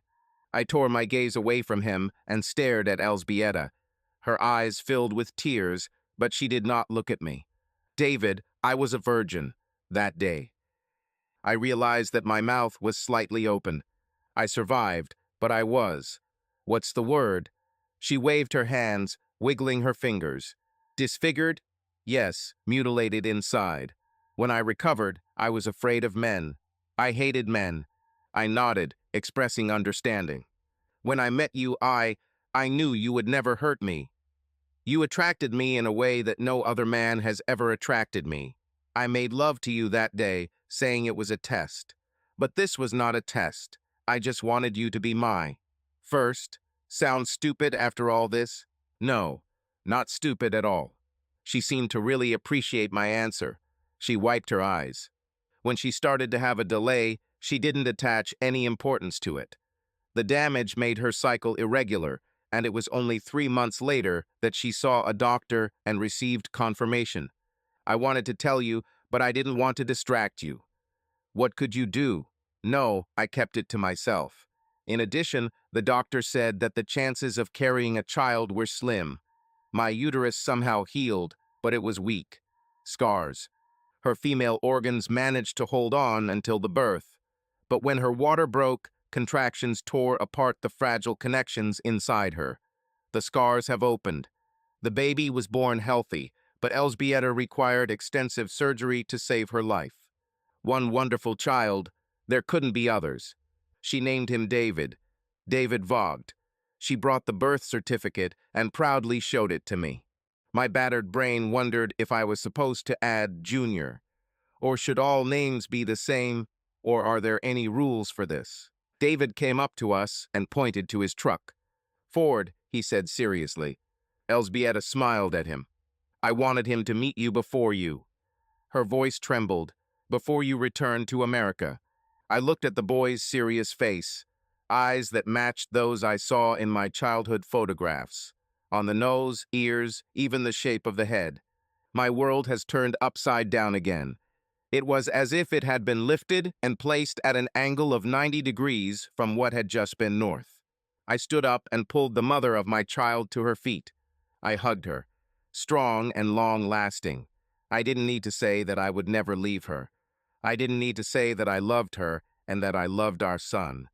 All this was expressed by my gesture. I'll put this into words later, into action. I felt pressure and looked down. My son had his own idea of hugging. His arms wrapped around his mother's legs, and his small hands reached up to my calves. February 13th, 1996. London.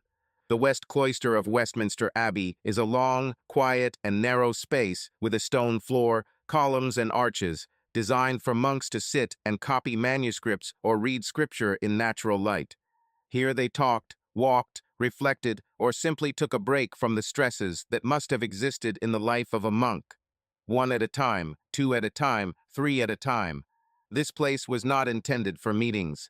It certainly wasn't designed to accommodate the 100 or so folding chairs that were today tightly arranged in rows against the interior wall, where a large blue cloth covered part of the stone.